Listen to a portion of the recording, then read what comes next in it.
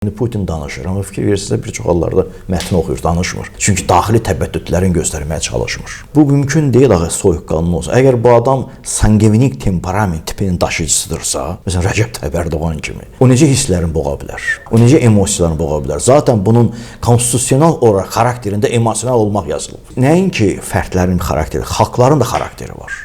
Yəni avtokratik idarə etmə xüsusiyyəti Rus xarakterinin özünün daxilində, özəyində dayanıb. Rus cəmiyyətində əgər bir Putin varsa, hər gün Putin olmasa, Putin kimi bir liderin axtarışında olacaqlar. Hakan Fidanla Putinin xarakterlərində mən oxşar cəhətlər də var, müəyyən kəsişməyən xüsusiyyətlər də var. Amma bunları bir-birinə oxşadan həyat yollarıdır. Hakan Fidanın Putin'den üstün yolu ki Hakan Fidan ümumiyyətlə xaraktercə, temperament tipinə görə xolerikdir. Zaten sakitdir. Zaten belə deyək də daha çox təmkinlidir. Əlbəttə ki bunlar Hakan Fidanın xeyrinə olmayan bir kitabdır. Çünki sən götürüb kitabın adını yazırsan ki, ermənilər yazıb o, Türkiyənin gələcək Cumhurbaşqanı Hakan Fidan.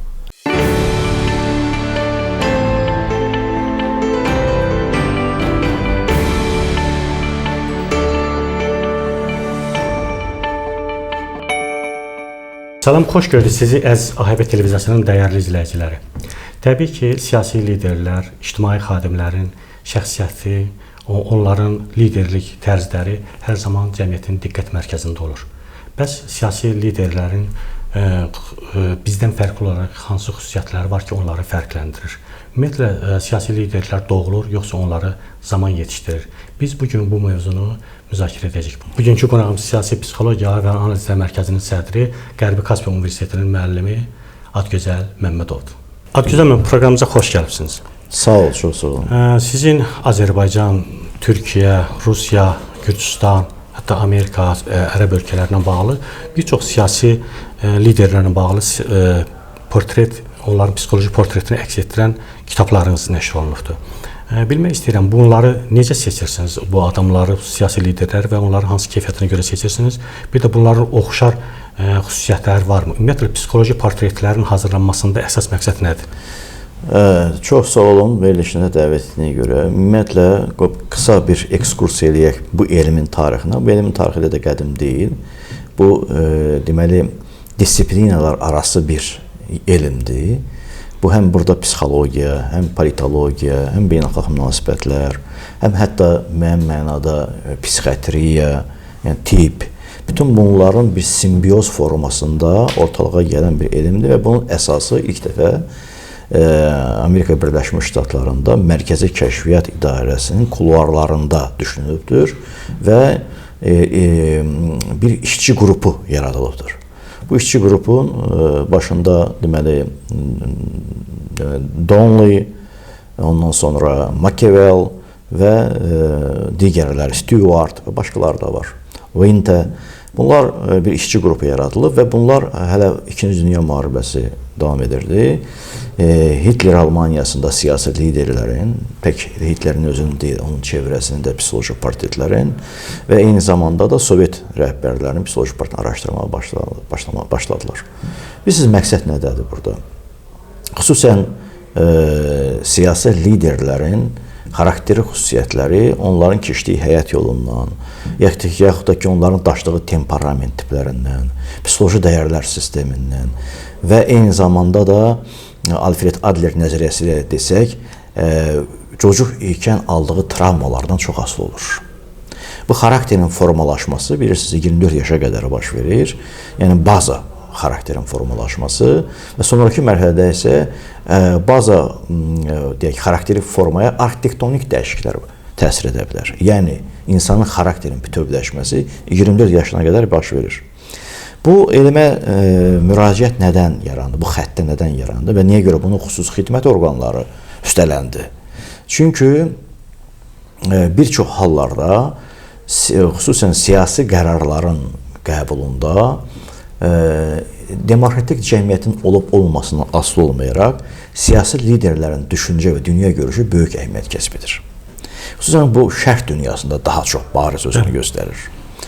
Bu baxımdan o çıxarılan qərarların, baxışların, bilirsiniz, bunun xəttləri çoxdur. Yəni siyasi psixologiya yaxud da psixoloji portretologiyanın xətti çoxdur. Orada həm kontent analizlər var. Kontent analiz faktiki olaraq həm mətndə, məsələn mənim bir kitabım çıxmışdı ilk dəfə. Deməli, siyasi liderin psixoloji portretləri. Talım Mircəfər Bağırovdan orada mən bir bölmə yazmışdım. Bilirsiniz, tarixçi sadə qaydada götürür sənədi arxivlərdən və faktı, arxivdə göstərən faktı konstatasiya edir.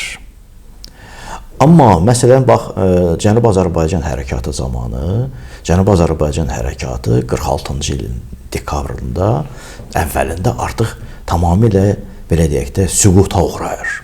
Və prosesin qarşısını almaq istəyən Mircəfər Bağırov, fikir verim, Stalinə təkidlə telegram yazır ki, Cənubi Azərbaycan məsələsinə bağlı məni qəbul edin. Təsəvvür edirsiniz, bu nə deməkdir? Yəni, sən əlahətdə bir respublikanın rəhbəri, böyük dövlətin rəhbərinə subordinasiya baxımından sanki tələb edirsən. O arxivdə var ya o sənəd, onun müraciəti. Ona görə də hər o sənədlər, yazışmalarda, onun məsəl üçün Pişəvəri ilə yazışmaları var, onun Molotov yazışmaları var, çox siyasi liderin yazışmaları var da. O hər yazışmanın, hər sənədin arxasındakı hansı psixoloji təbəddüdlər keçirdir, hansı psixoloji mühitin daşıyıcısıdır. Bax, bu psixoloji portretologiya bunu öyrənməyə çalışır. Məsəl üçün, adəcə, yaxud danışan lider, indi Putin danışır, amma fikir verirsiniz, bir çox hallarda mətni oxuyur, danışmır. Çünki daxili təbəddüdlərini göstərməyə çalışmır.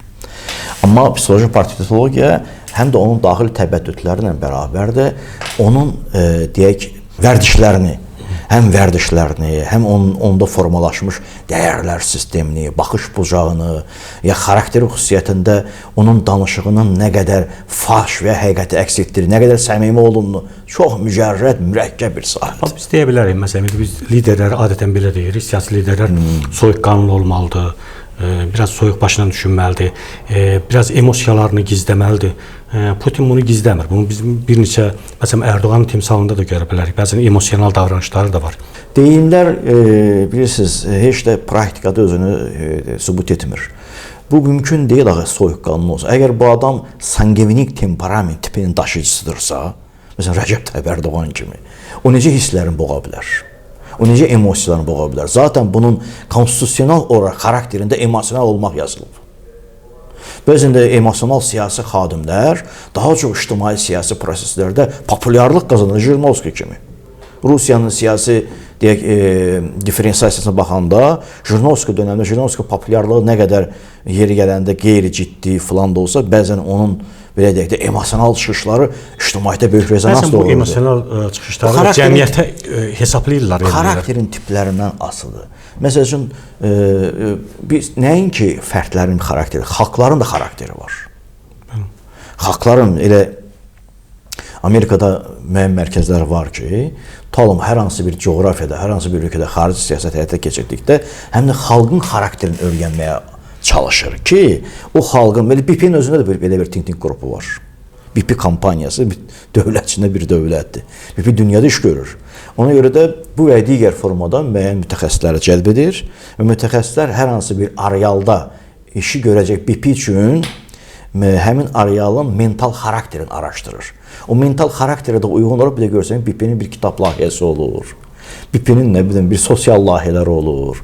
BP-nin nə bilim humanitar layihələr, bunlar hamısı təsadüfi deyil, hesablanmış və xalqın xarakterinin keyfiyyətlərinə cavab verən bir layihələrdir.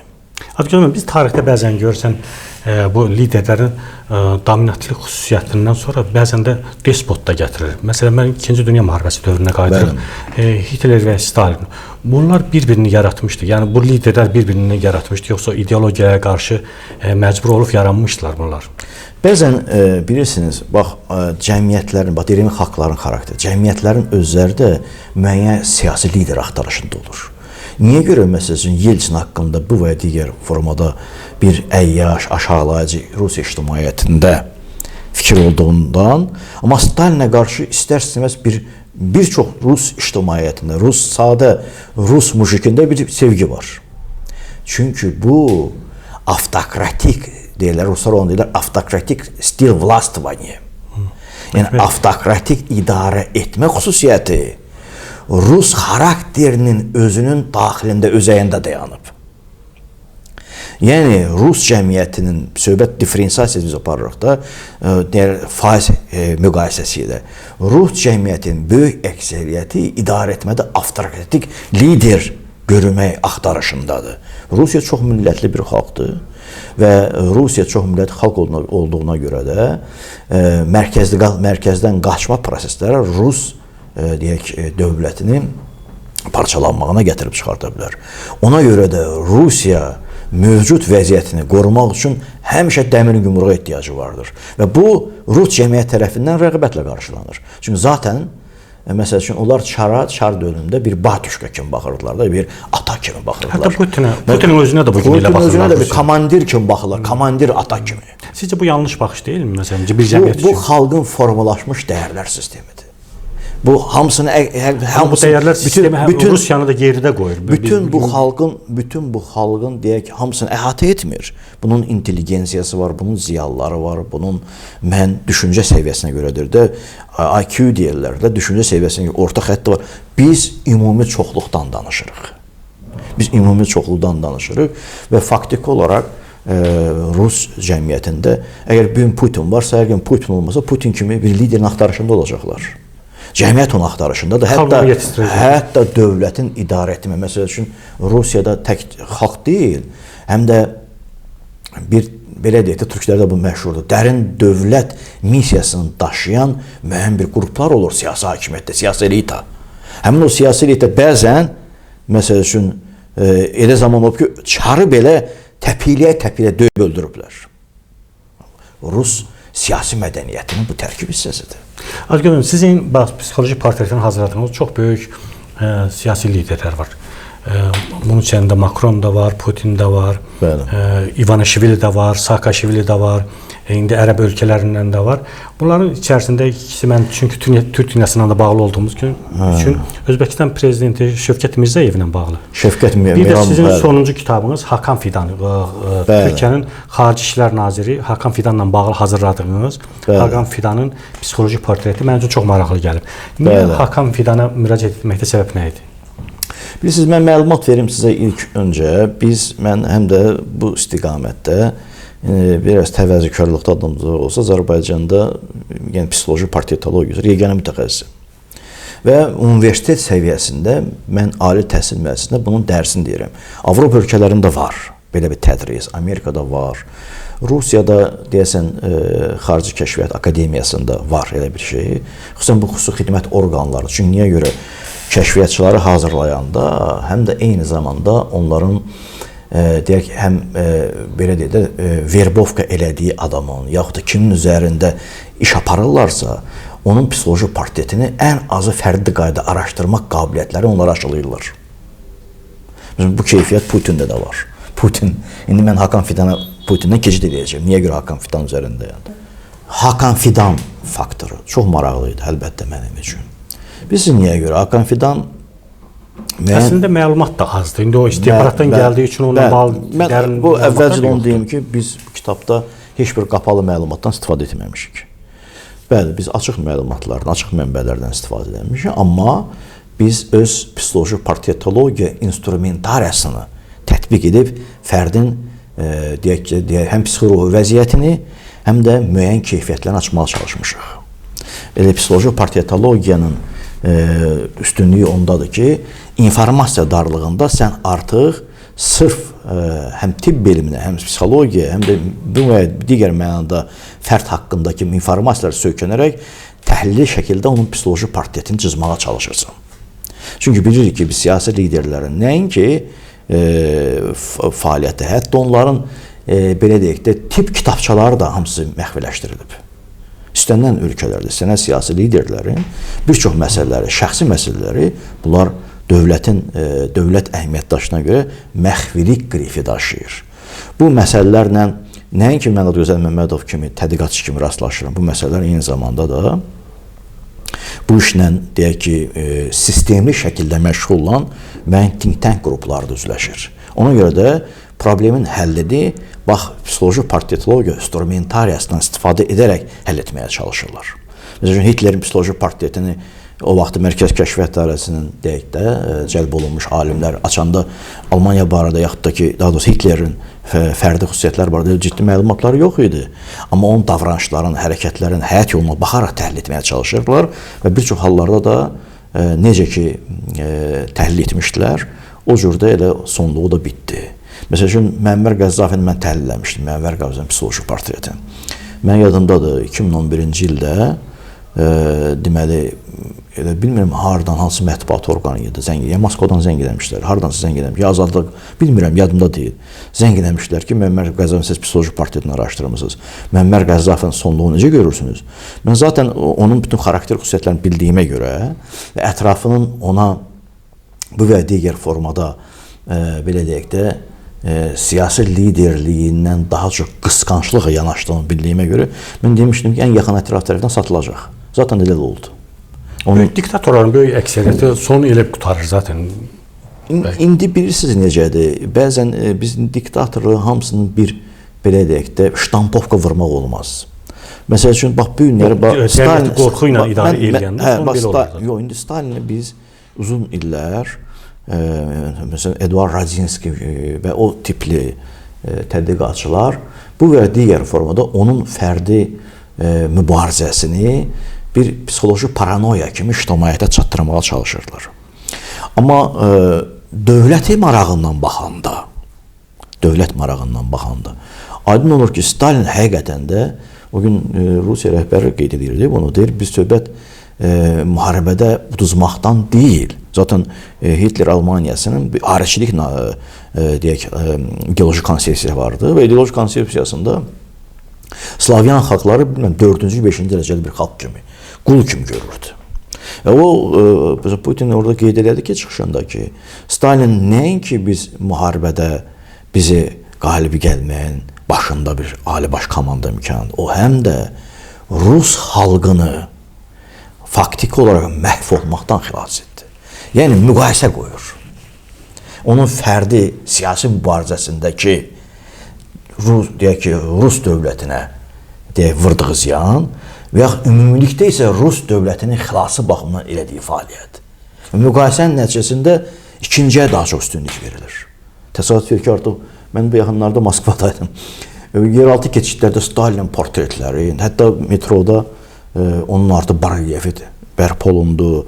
Oğlu, deməli, oğlunun da, o təyyarəçi oğlunun deməli, fotoları filanı, yəni, yaxud da ki... Bu Rusiyanın yenidən Sovetləri bərpa eləmək planının bir tərkib hissəsi kimi də baxa bilərik. Yox, tərkib mən onu qəbul etmirəm. Deyir, одну реку дважды не войти. Belə özlərində bir aforizm var. Bir çaya ikinci dəfə girmək olmaz. Belə bir aforizm var. Sadəcə olaraq bu cəmiyyətin tələbidir. Putin də, deyirəm, bunların xalqın xarakteri var. Putin də o xarakterdə uyğun siyasi ustadı cavab verir. O cavab verir. O cavab verdikcə rəğbət qazanır. Buna deyirlər siyasi psixologiya, siyasi psixologiyanın instrumentariyası. Amma ola bilər ki, Rus xalqına Putin bu gün cavab verir. Amma bütün dünyanın artıq baxışı da artıq dəyişim. Mənə elə gəlir ki, artıq Putin cavab verə bilmir. Bu öz xalqı üçün o Rus xalqı da bunu yaxınlardan anlayacaq. Bu öz xalqı üçün bunu edir. İndi dünya bilirsiniz necədir. Mən bəzən absolutizm tərəfi deyiləm. Tərəfdarı deyiləm. Çünki apardığım özümün subyektiv qənaətim, təhlillərimin uzun illərdə bu siyasi liderlərlə, siyasi çevrələrlə, siyasi ideologiyalarla məşğul olan bir adamım. İstənilən dövlətin özünün maraqları var. Və o maraqlar əlbəttə ki, həm siyasi maraqlardır, həm də dövləti maraqlardır. Yəni, bu günləri, məsəl üçün, Avropa mənbələrinin, xüsusən Amerika, mən onlarla da işləyirəm də, mənbələrə baxıram. Amerika mənbələrdə baxsan, onların gözündə qəhrəman Qarbaçovdur. Onların işinə yarayır. Çünki onların işinə yaradığına görə, onların bir nömrəli düşməni Stalindir, deyək ki, Putindir. Belə də yumşaq yanaşılanları da biri Yeltsindir. Amma məsəl üçün Talbot olub, Amerikanın deməli Moskvada səfiri, sonra müşavir olub deyək. Deməli Amerika Dövlət Departamentində onun Yeltsinlə bağlı bir kitabı var. Faktiki olaraq Yeltsinin simasında Rus xalqını aşağılayır. Belə bir yanaşmalar da var və istər-istəməz baxıb görürsən ki, böyük bir tarixi olan bu coğrafiya, bura bir Avrasiya coğrafiyasıdır. Biz nə qədər desək də, deməsək də, məsələn, bu xalqların daha qədim tarixi var. Elədir. Nəinki Amerika Birləşmiş Ştatlarına nisbətən. Mən istəyirəm biraz mövzunu konkretləşdirək. Hakan Fidan məsələsini. Hə, biz uzaqlaşdıq. Biraz uzaqlaşdıq. Bu xarakter mənim üçün də maraqlıdır. Çünki təbliğ olunan məsələ var. İndi bu gün bayaq dedik ki, Erdoğanın timsalında bir temperamentli, bir çox belə bir Türkiyə var bu gün. Bəli. Bəzən yer gələndə çılğın Türkiyə var. Və bunun davamı kimi bəzən Hakan Fidan da düşünülür ki, növbəti etapda o olacaq və sizin kitabınızda da bunu biraz da mən oxudum, hətta Putinlə müqayisə də var. Bir 5 gün, 10 gün öncə Hakan Fidan Moskvada Putinlə də görüşdü. Putin onu çox ciddi formada ağırladı, çox ciddi qarşıladı. Onun görüşləri oldu. Mən istəyirəm bax bu müqayisəni eləyək. Bu müqayisə hardan yaranmışdı? Kitabın da üzü qabağında Putinlə Hakan Fidanı verirsiniz. Sözsüz. Zaten kitabın adından da artıq bilinir. Kitab türk dilindədir. Gölgələrdəki bilməcə, Hakan Fidanın psixoloji portresi. Mən sözün düzü Hakan Fidanla, hətta o istihbarat başqanı olandan maraqlanmağa başlamışdım. Çünki Putin də istihbarat başqanı olub Rusiyanın. Amma faktiki olaraq onun haqqında keçdiyi həyat yolu, yaxud da ki, ailəsi filan açıq informasiyalar var. Məni cəlb edən xüsusiyyətlərdən biri bu oldu ki, Hakan Fidan haqqında bu məsələlər çox qısıtlıdır, çox belə qapalıdır. Bu qapalıdırsa, artıq bu psixoloji portretolog üçün ciddi maraq doğurur. Ciddi maraq doğurur. Bəli, birincisi Hakan Fidanla Putinin oxşar həyat yolları var. Putin də kəşfiyyatdan gəlmiş bir siyasətçidir. Hakan Fidan da kəşfiyyatda yetişmiş, hətta gəlmiş deməzdim, yetişmiş bir siyasətçidir. Hakan Fidanla Putinin xarakterlərində mən oxşar cəhətlər də var, müəyyən kəsişməyən xüsusiyyətlər də var. Amma bunlar bir-birinə oxşadan həyat yollarıdır. İstənilən halda kəşfiyyatçı, bunlar hər ikisi kəşfiyyat məktəbini bitiriblər. İstənilən halda kəşfiyyatçı özünkü olmamağa çalışır. Yəni, Hakan Fidanın Putin'dən üstün yolu ki, Hakan Fidan ümumiyyətlə xaraktercə, temperament tipinə görə xolerikdir. Zaten sakitdir. Zaten belə deyək də daha çox təmkinlidir. Və eyni zamanda da həm də elə bir ki, qarşısındakını daha yaxşı anlayır kimi göstərir. Qarşısındakını öyrənməyə çalışır. Hakan Fidanın bir xüsusiyyəti var. Hakan Fidan zaten onu aşılayıblar. Kəşfiyyatçı istənilən halda Putin'də də var. 3 obrazda özünü göstərməyə. Zaten kəşfiyyatın xüsusiyyəti budur. Yəni sən özünkü olmamağa çalışmalısın. Sən qarşı tərəfdən informasiyanı, ya qarşı tərəfi öyrənməyə, qarşı tərəfə dost olmaq üçün bəzən sən obrazdan obraza girməlisən.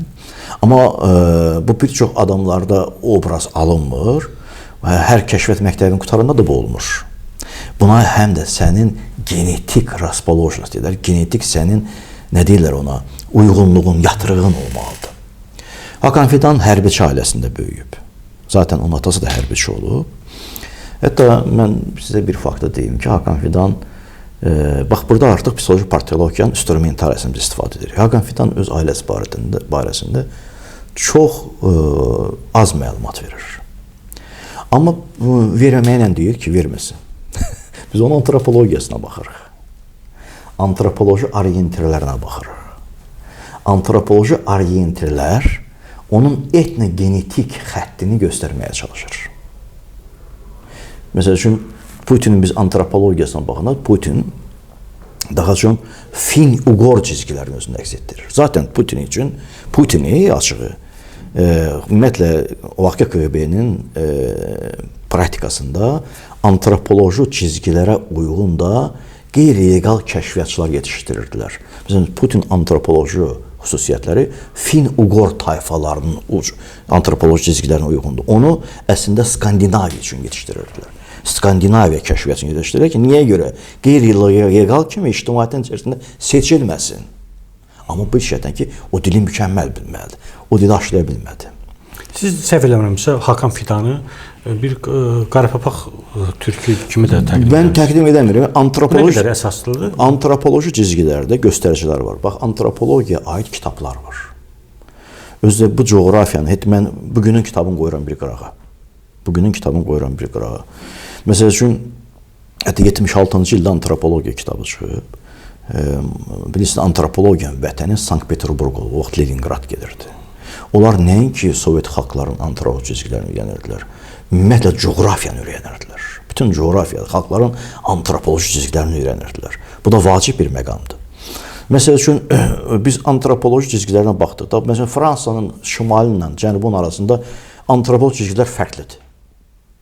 Polşa deyirik, Polşanın özündə də, məsələn, Polşanın qərbi ilə şərqinin xalqların antropoloji cizgiləri fərqlidir.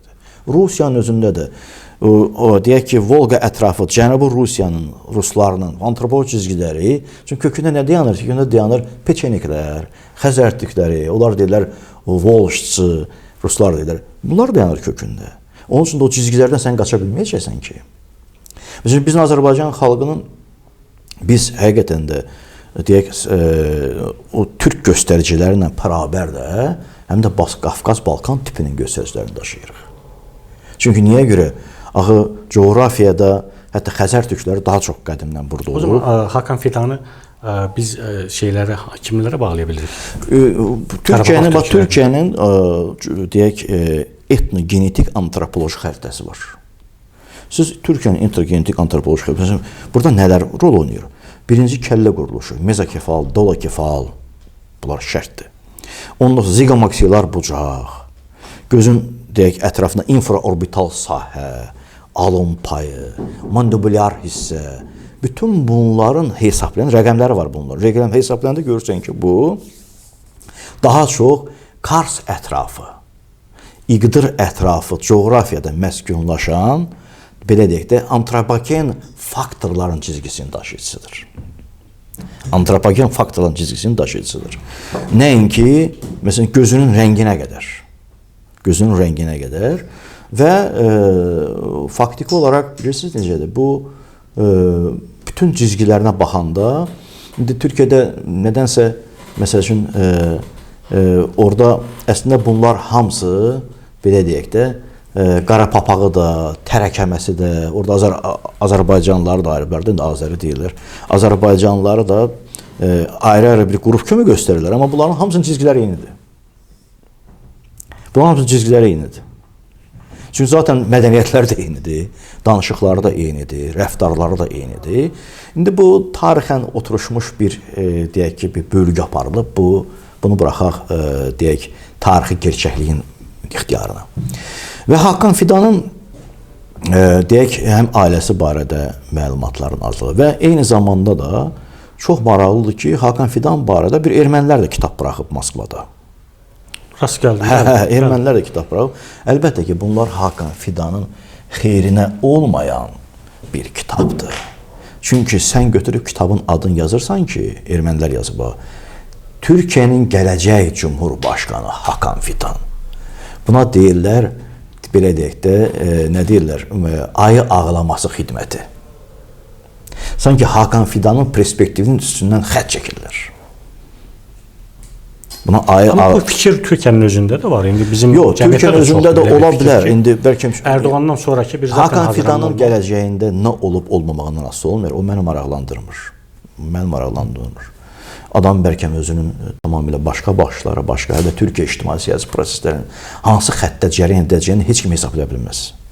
Heç kim hesablaya bilməz. Amma Hakan Fidanın indiyənə qədər gördüyü işlər, onun fəaliyyəti, xüsusən Türkiyənin deyək, coğrafiya baxımından ictimai-siyasi proseslərə təsir etmək imkanları baxımından Türk istihbaratının xidmətləri əvəzsizdir. Doğru. Və bu istihbaratın başında da bu kişi dayanıb. Hakan Fidan çox pragmatikdir və soyuqqanlıdır. Zaten də bu xarakter elə onda əvvəldən də var. Və çox danışmağı da sevən adam deyil. Faktiki olaraq öz haqqında da danışmağı sevmir, ailəsi haqqında danışmağı sevmir. Yəni bu insan belə bir ifadə var da, bu insan daha çox pragmatik iş görməyi sevir. Yəni ki, fantazyor deyil, uydurmaçı deyil. Bu adam çox ciddi regionu tanıya bilən bir belə deyək də bir düşüncəsi var. Regionu gözəl tanıyır. Əşirətlərə qədər. Həm də o həm istihbaratda olub, həm də diplomatiyanın içərisində olub. Çox ciddi informasiya daşıyır. Burada bir məsələ var. Bax, bu hər ikisində istihbaratda və diplomatiyanın içində həm də bir məsələ olur, şübhə. Güvənməmək. Bu təbii halda. Düşməni daha yaxşı anlamaq, düşməni daha yaxşı tanımaq. Mənə gəlir bu Hakan Fidanda da cəmləşib əslində. Bütün kəşfiyyatçılardan, əlbəttə söhbət belə deyək də virtuoz kəşfiyyatçılardan gedir. Biz hamısını deyirik. Onların içində o qədər istedadlısı var ki, zaten də bir yerə də çıxa bilmirlər. Söhbət virtuoz, tarixə düşmüş kəşfiyyatçılardan biz danışırıq. Hakan Fidanda da bu belə deyək də bu virtuallıq var. Hakan Fidan siz fikir verin, məsələn danışıqlarda filanda bir təbəssüm deyək bir standartı var onun. Təbəssüm standartı var. O təbəssüm standartı ilə bir qarşı tərəfi süzür. Və qarşı tərəfi danışdıracaq müəyyən mövzular atır. Və qarşı tərəfi danışdırmağa çalışır. O qarşı tərəfi danışdırdıqca qarşı tərəfi zontlayaraq öyrənməyə çalışır. Yəni Hakan Fidan həqiqətən də çox ciddi informasiya malik olduğuna görə də həm də belə deyək də Türkiyənin düşmənləri üçün çox təhlükəli bir fiqurdur. Necə ki, ermənilər onun haqqında kitab yazıb dururkən. Erməni Hakan Fidan xeyrinə kitab mı yazacaq? Xeyr, amma ada da bax, ada da fikir verin ki, niyə Erdoğanı qıcıqlandırmağa hesablayıblar? Tarixdə də belə qıcıqlandırmağa məsələlər çox olur. Buna deyirlər kəşfiyyat oyunları. Zaten yazan da kəşfiyyatçılardır. Buna deyirlər kəşfiyyat oyunları. Amma Adgözəl müəllim, Erdoğanın özünün Hakan Fidana güvən məsələsi çox üst səviyyədədir. Çünki bir hətta istihbaratın MİT-in rəhbəri olan vaxtı indi bu FETÖ məsələsində onun Hakan Fidanın qərarlılığı və dövlətin çıxarları uğrunda onun mücadiləsi də Erdoğanın yadındadır. Hər halda bunu Türk cəmiyyəti də çox yaxşı xatırlayır və ona görə də Hakan Fidana həm də Türk cəmiyyətinin bir güvənini görürük biz əslində. Türk dünyasının da əslində bir güvənini görürük. Mən bax görürsüz, qeyri-ixtiyari olaraq siz mənim yuxarıda qeyd etdiyim fikrə qayıtdınız. Yəni Türk cəmiyyətinin də özünün siyasi liderdə görmək istədiyi müəyyən bir məziyyətlər var. Əgər o məziyyətlər Hakan Fidanın üzərində cəmləşirsə, əlbəttə ki, onlar Hakan Fidanın belə deyək də perspektiv baxımından böyük bir üstünlükdür. Amma Türkiyə ictimai-siyasi proseslərinə təsir edən qüvvələr Rusiya nisbətən daha çoxdur. Türkiyə xarici, belə deyək də, siyasi ekspansiv təcavüzlərə açıqdır. Və əlbəttə burada iqtisadiyyatın da güc məsələsi var. Rus iqtisadiyyatı ilə Rus iqtisadiyyatı, Türkiyə iqtisadiyyatı tamamilə fərqlidir. Ona görə də biz hadisələrin gedişatını hesablaya bilmərik. O baxımdan burada əlbəttə Türkiyə içərisində həm də bir Mustafa Kemal Atatürk'ün xəttini daşıyanda, xüsusən bu güc strukturlarında daha çox cəmləşmiş fikir adamlarıdır. Çox maraqlıdır ki, bu fikir adamlarında Hakan Fidan barədə fikirləri, mən təhlillərimə gedirəm ki, çox müsbətdir. Zaten belə deyək də, ordu kökənlidir. Atadan dinastiya şəklində. Ona görə də indi biz yenə də deyirəm, mənim üçün Hakan Fidanın nə olub olacağı heç maraqlı deyil. Amma mən Hakan Fidanı virtuoz kəşfiyyatçı siyasi portretini cızmağa, onun psixoloji, psixi-ruhi vəziyyətini araşdırmağa çalışmışam. Bayaq bir yaxşı bir söz işlətdiniz ki, Hakan Fidan hətta Türkiyənin aşirətlərinə qədər, dərinliyinə qədər bilir. Əlbəttə ki. Şəxsən mən öz fikrimi deyirəm. Bugün Türkiyədə 1000-dən çox bax təriqətlər, aşirətlər var. İndi Atatürk'ü də xatırladım, ehtiramla yad edirik. Onun dövründə də yəni Türkiyə aşirətlər və təriqətlər bir ölkəsi olmamalıdır. Bəli. Çox yaxşı bilir və 1500-ə yaxın təriqət və aşirətlər var. Bugün ki Türkiyənin zaman-zaman bizi də əndişələndirən daha çox dini faktor qabartması bir politikası var idi. Türkiyənin belə bir siyasəti var idi, sıfır problemdir, qonşularla sıfır problemdir. Amma zaman-zaman çoxlu problemlər də yaşadı. Elə bilirəm ki, bu Türkiyənin gələcək planlarının içərisində, bax, Suriya və İraq məsələsində mən onu bir dəfə işlətmişdim bir yerdə. Türkiyə sünni və şiə yaxınlaşımından da baxır bəzən məsələlərə. Məsələn, İraq türkmənlərinə yaxınlaşmasında, sonra Qəzza məsələsində xüsusi, Fələstin məsələsinə xüsusi həssaslığı var ki, bugünkü dönəmdə. Mənə elə gəlir ki, Hakan Fidan indi bir 2 il var da xarici siyasətdə şeydir. Hakan Fidanın timsalında daha stabil bir xarici siyasət yürüdülür. Və bu dönəmdə Azərbaycan Türkiyə arasındakı xarici siyasətdə də çox stabil, gözəl templə gedən bir əlaqələr də mövcuddur. Bununla bağlı fikrinizi də bilmək istəyirəm. Valla mənə qalsa ümumiyyətlə Türkiyə cəmiyyəti mümkün qədər sekulyarlaşmalıdır. Çünki əgər bu sekularizasiya prosesi baş verməsə, Türkiyədə siz dediyiniz xətlər bir gün bir xət, bir gün o biri xət Türkiyənin deyək xarici siyasətini hərəsi bir sağa-sola dartacaq. Biri neosmanizm xətti ilə çıxış edib, bəziləri məsəl üçün Numan Kurtulmuş var onlarda. Deyir ki, biz neosmanizm xəttini, bunu vaxtla Əhməd Davutoğlu da deyək ki, istiqamətləndirirdi. Neosmanizm xətti ilə biz yenidən Osmanlı İmperiyasının coğrafiyasına açılmalıyıq. Və zaman-zaman da ara yerdə bizim Səfəvi babalarımıza da bir qamçılayırlar. Ona görə də bu da bir xəttdir. Yaxud digər, deyək ki, başqa xətlər də var ki, Evrointeqrasiya, yaxud da Türk intelligensiyasında, ziyalılar arasında məsəl üçün bir Turan xətti də var. Əslində, mənim qənaətimə görə bu hələ Ruşen formasında olan bir şeydir. Çünki o istiqamətdə heç bir ciddi bir iş aparılmır. Həqiqətləri demək lazımdır. Çünki niyə görə həqiqətləri? Amma Türk dövlət təşkilatları səviyyəsində var, Türk dövlət təşkilatları səviyyəsində var. Amma geopolitik reallıq başqadır. Azca bir misal çəkim sizə. Şəfqət Miramonoviç Mirzoyevi mən araşdırmışam da Özbəkistan siyasətində. Hətta mənim yazılarım çıxıb Özbəkistan mətbuatında belə onun psixoloji portretlə bağlı. Və onun siyasi hakimiyyətindəki müəyyən nüfuzlu insanlarla da şəxsi əlaqələrim də var. Məsələn, Orta Asiyanın fikir verin, hansı problemlərlə üzləşib? Birdən-birə hakimiyyətdən uzaqlaşdırılmış Taliban hakimiyyətə gəlir Əfqanistanda. Və təsəvvür edin ki, Orta Asiya 2 ana xəttdən, su ana xətti ilə qidalanır. Amudərya, Sırdərya. Biri Çin üzərindən, Qırğızstan ərazisindən gəlir, biri isə Əfqanistan üzərindən gəlir. Və bunun ən çox tutumu Amudəryadır. Demək olar ki, Orta Asiyanın, Özbəkistanın, Türkmenistanın bir hissəsinin, məsələn, Qazaxıstan cənub hissələrinin böyük əksəriyyəti Aral dənizində bilirsiniz də quruyur. Əksəriyyəti Amudəryadan gəlir. Bu da hardan su tutumunun səhv etmirəmsə 69%-dir. 70-69% deməkdir.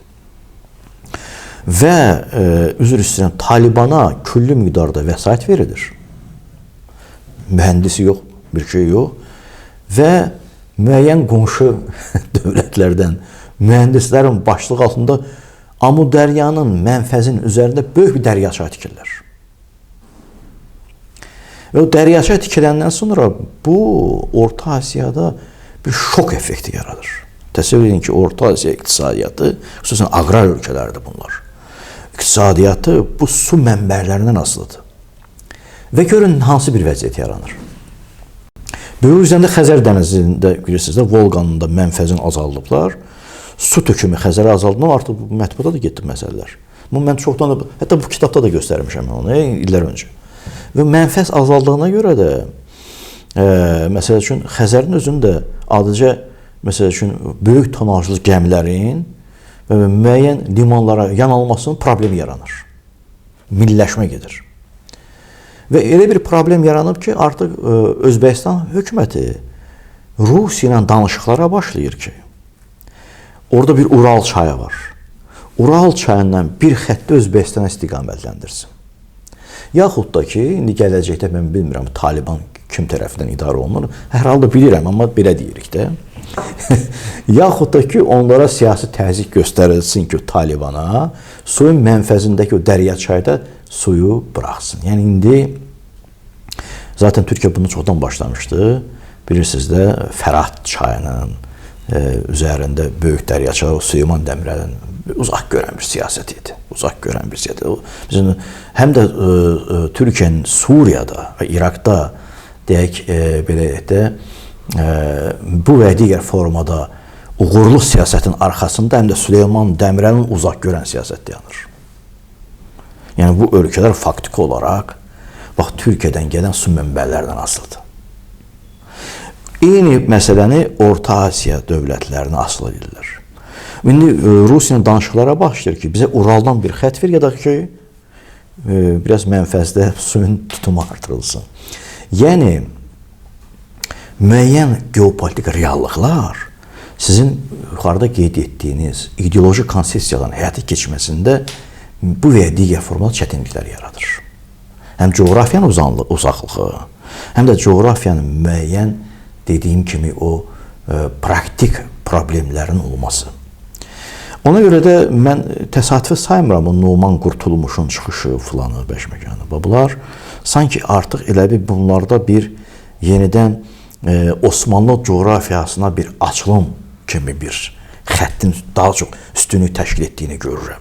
Amma bunlar hamısı, bax burada mən yazmışam, Sədvilər sülaləsində, Osmanlı imperiyasının çöküşündə, məsəl üçün bu sülalənin və o dövrki dini xəttlərin, hənifizmdə bütün bunlar birləşdirən ərəb coğrafiyasını neynədilər? Fərqli dini, siz dediyiniz kimi xəttlər yaratdılar və Osmanlı imperiyasının çöküşündə həmin fərqli dini xəttlərin böyük rol oldu. Böyük rol oldu və bunun da arxasında əlbəttə ki, İngiliz kəşfiyyatı dayanırdı. Gözəl, mövzumuz çox uzandı, elə hiss edirəm ki, çox da maraqlı idi. Amma indi biz Osmanlı da böyük imperiya olubdur. Bəli. Məsələn, biz bugün Rusiyanın timsalında o böyük imperiyaları təzədən bərpa eləmək istəyənlərə cəhd də görürük. Mənə elə gəlir ki, Türkiyə üçün ən yaxşı yol Atatürkün qoyduğu müasir Türkiyədir və belə də davam edəcək. Biz bu Türk böyükləri dedim, bayaq mən Şövkət Mirzəyevin, Hakan Fidanın psixoloji portreti ona görə daha isti gəlir ki, biz Türk birliyi ilə bağlı danışırıq. Bu siyasi liderlərin də psixoloji portretlərini ona görə öyrənməyə çalışırıq ki, həm də böyük bir coğrafiyada böyük türklərin bir coğrafiyası var. Bu coğrafiyada Azərbaycan prezidenti deyir, bizim ailəmiz Türk ailəsidir. Bunu bugünkü Türkiyənin timsalında görürük. Bugün Özbəkistanın da Türk dünyasına açılımını görürük və inanır ki, bizim olduğumuz bu böyük coğrafiya həm də bax bu geosiyasi vəziyyətdə bir stabillik gətirir, sülh gətirir və ona görə də biz liderlərimizi tanımaq baxımından da sizin bu əsərləriniz də bizim üçün çox qiymətlidir. Mən minnətdaram sizə. Sağ olun, çox sağ olun, minnətdaram. Demək istədiyiniz başqa bir şey yoxdursa? Yox, sağ olun. Çox sağ olun, var olun ki, gəldiniz. İşinizdə uğurlar arzulayıram. Böyük missiyalı, böyük hədəfləri hesablayan işlər görürsünüz. Çox sağ olun. Sağ olun. Əziz izləyicilər, bununla da proqramımız sona çatdı. Xatırladım ki, qonağım Psixoloji Portretlər və Siyasi Analizlər Mərkəzinin rəhbəri Adgözəl Məmmədli idi. Sağ olun, salamat qalın.